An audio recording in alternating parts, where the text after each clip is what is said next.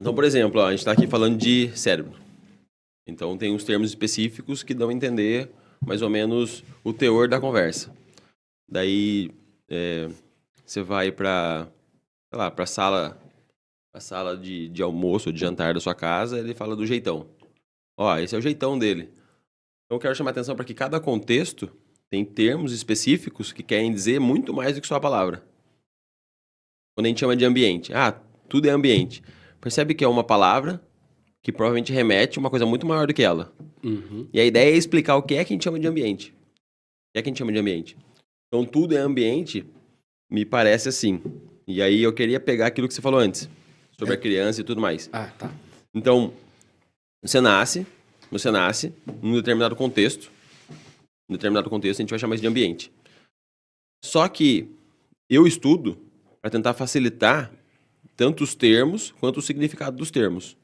Então, dentro das coisas que eu estudo, principalmente na área da psicologia e da neurociência do comportamento, tanto o sujeito quanto os 8 bilhões de sujeitos no planeta e o contexto, no caso o planeta, porque a gente ainda não vive fora dele, tudo isso é ambiente.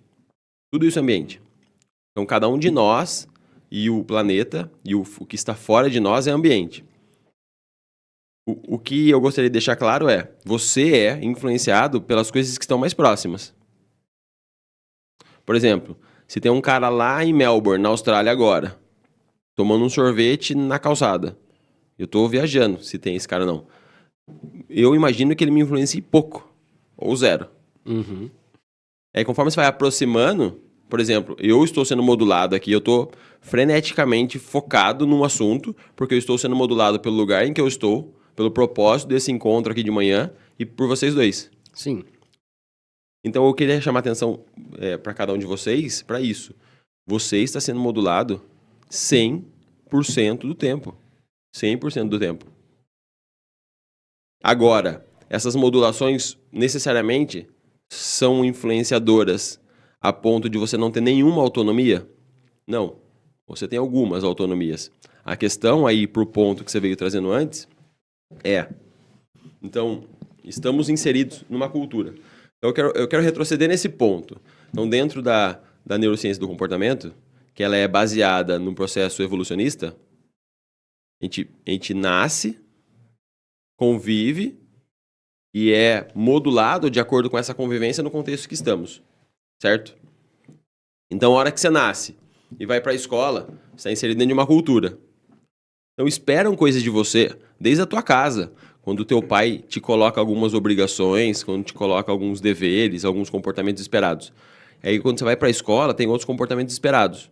E perceba que o tempo todo você está sendo cobrado, avaliado, e isso gera experiência, o que na ciência do comportamento chama ontogênese.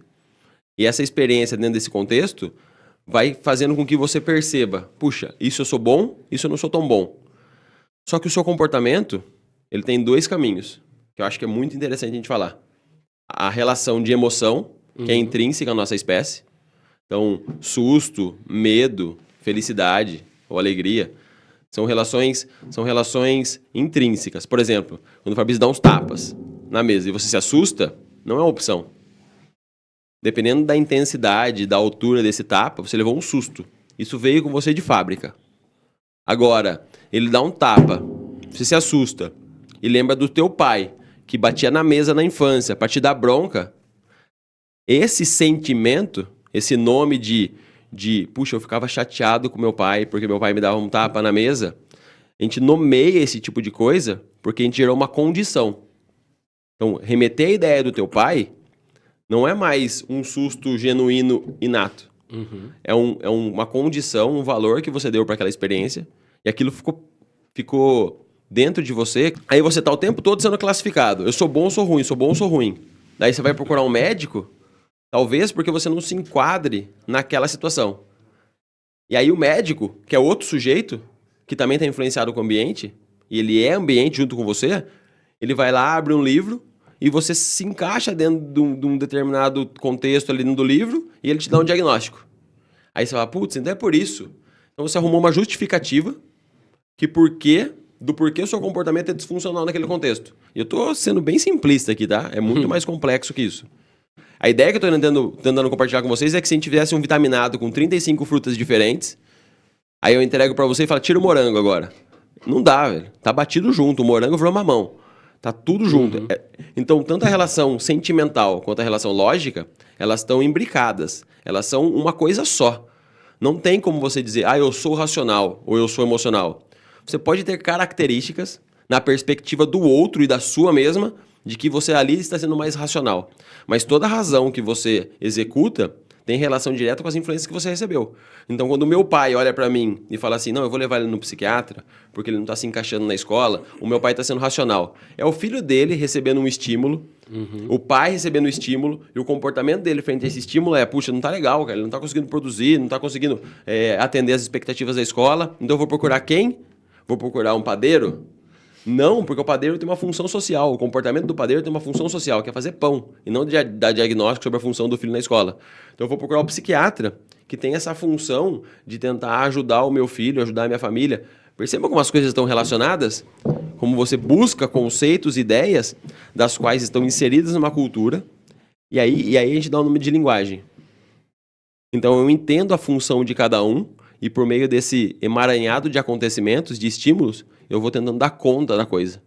E aí, respondendo tanto à questão do André, quanto aos diagnósticos, como uma continuidade do assunto.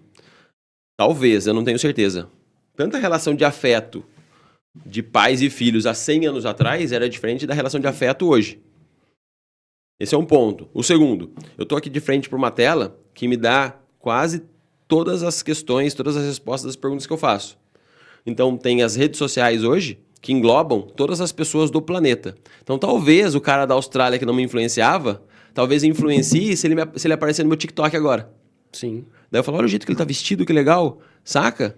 Então, como o ambiente que antes talvez fosse a sua rua, o seu bairro, a sua cidade, hoje pode ser o planeta todo. Então, eu tô recebendo uma pancada de estímulos, uma pancada de estímulos.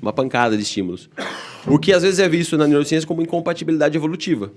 Então, talvez, e olha que intrigante, essa pancada de estímulos, eu quero amarrar todas as coisas que me parece bem funcional. Por isso que eu corto ele. Vocês perceberam, né, gente? Porque eu corto ele. Mas, eu não quero perder o raciocínio. Talvez esse moleque que não está sendo funcional na escola é um moleque que baixou o aplicativo do TikTok na casa dele e aquilo é tão compenetrante, você fica tão viciado na coisa, que ele está muito mais atento no TikTok, no cara da Austrália, porque o cara da Austrália criou um canal e tem inúmeros vídeos dele, fica assistindo o cara no YouTube que não dá tempo de estudar.